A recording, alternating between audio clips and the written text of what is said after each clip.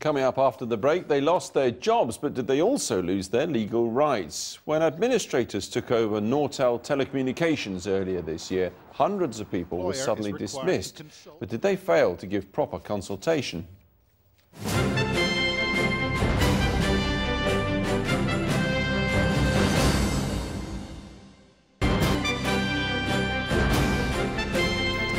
Welcome back. Now, it is not going to be an easy Christmas for those at the hard end of the recession who've lost their jobs.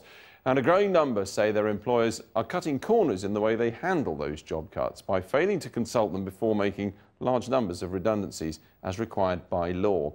Channel 4 News has learnt that over the last year there's been a 150% increase in the number of complaints to employment tribunals claiming failure to consult. We've spoken to former employees at the Nortel communications company who were made redundant earlier this year. They claim the joint administrators from Ernst Young ignored the law on consultation, although the administrators insist they acted lawfully. Here's our business reporter, John Sparks. High-tech and hyper-connective, the digital superhighway, built and designed in part by British scientists, engineers and support staff. I'm Tim Rossiter. I've worked here about 34 years in a variety of roles. They worked for a company called Nortel. However, this year, hundreds of staff members were suddenly told to leave. Just can't seem to get past this at all. I can't believe how this company has treated us.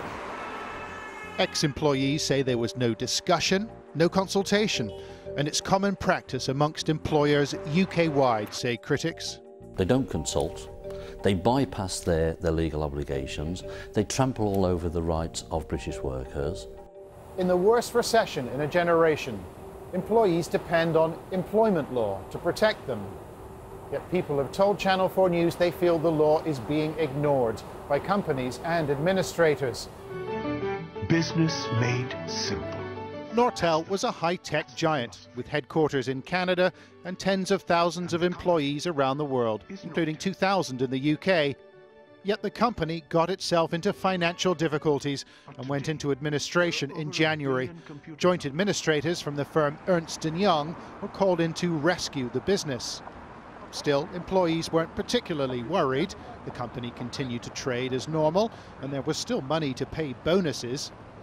Nortel's chief executive, Mike Zawarowski, here with the red tie, approved $45 million in bonuses for senior executives and key personnel worldwide in order to boost flagging morale. The money was paid out on March 22nd. However, 8 days later, on March 30th, more than 200 employees based in Belfast and also here in Maidenhead were asked to attend meetings. Once seated, they were told they'd been made redundant with immediate effect, losing 3 months' salary they'd expected to receive for the legal consultation period, as well as their notice and redundancy pay. We've been passed an audio tape of the Maidenhead meeting, and you can hear a number of employees speaking up, claiming they'd been denied their legal right to a consultation period. And they thought Ernst Young's senior representative at that meeting agreed with them. Are you admitting that you're breaking UK employment law by not following the consultation process? Yeah, we know we have to follow consultation process. Are you breaking the law? Yes or no? Yes. A few minutes later, the following exchange took place.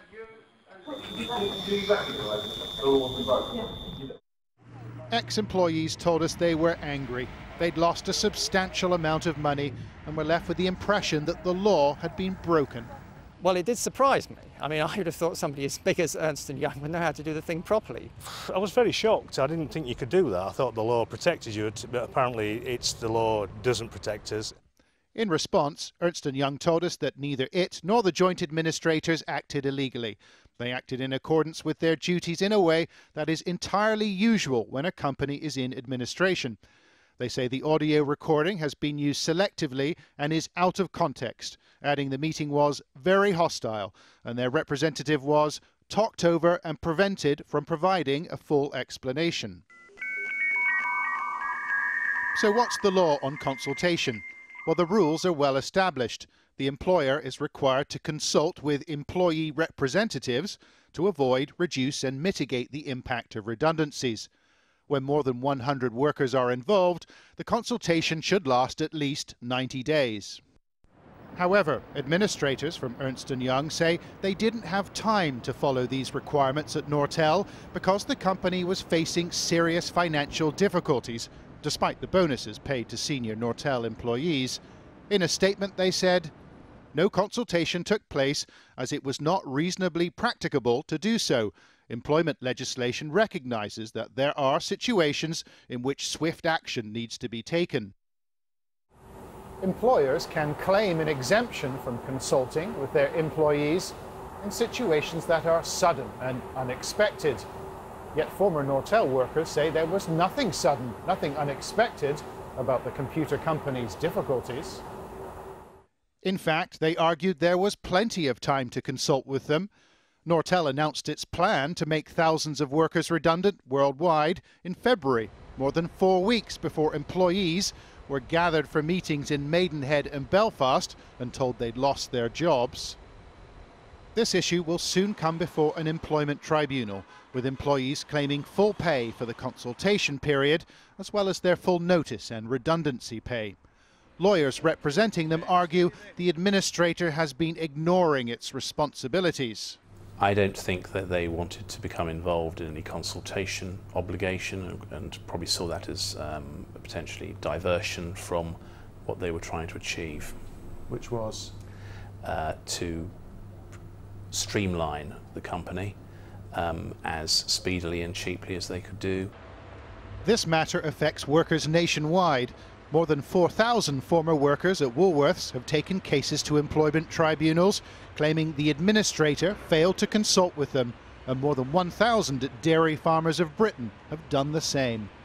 In fact, Channel 4 News has learnt that the number of complaints on failure to consult received by tribunals has shot up from nearly 4,500 in 2007-08 to well over 11,000 this year. Back at Nortel, ex-employees from its Maidenhead and Belfast facilities complained to their local MPs, and a meeting was arranged between them and the joint administrators at the beginning of June. Ernst Young made it clear to MPs, however, that they wouldn't change their approach to consultation. What was of most concern from our discussions with Ernst Young was a clear indication that they would be very happy to use this same strategy in the future, and that they showed no remorse about having used this approach. And I feel the employees have been treated extremely badly. The Northern Ireland Finance Minister asked for a guarantee that Ernst Young would consult on any further redundancies at Nortel. I made the point to them that, well, at least now you have got some notice, you've got some ability to forward plan on all of this. I take it you wouldn't behave the same way in the future as you did in the past. What did they say? And the answer was, yes, we would. And 3 weeks later, the MP's worst fears were realised. The administrators laid off an additional 110 Nortel employees from the company's Harlow research facility, and there wasn't any consultation. Whilst there is a sharp difference of opinion on when or whether to consult, there is a chorus of discontent growing in strength, led by politicians, union leaders and disgruntled employees. And we've learnt that the Business Minister, Ian Lucas, has just sent a firmly worded warning to all administrators. He points out that there is a continuing concern that they're not meeting their legal obligations. "My officials will be monitoring you," he writes. However, union leaders say government warnings are not enough. Administrators need to know they'll be penalised if they don't consult with workers. The fact that they know they've got a legal obligation to consult with the workforce, they choose not to do it because there is no penalty not to do so. And until there is a penalty, it is only that, in my judgment, that will change the behaviour of the administrators. The trade body representing administrators says every effort is made to consult while fulfilling their other legal responsibilities. We mustn't forget that an administrator has a duty to try to recover as much for creditors generally, and that the main objective is to try to rescue the business or the company. And in that process, one would hope that as many jobs get saved as is possible. Hundreds of former Nortel employees have taken cases to the Employment Tribunal. Yet if they win compensation for the loss of their consultation period, they'll go to the back of the queue with all the other unsecured or least protected creditors. Former employees told us they expected more from a company they dedicated their working lives to.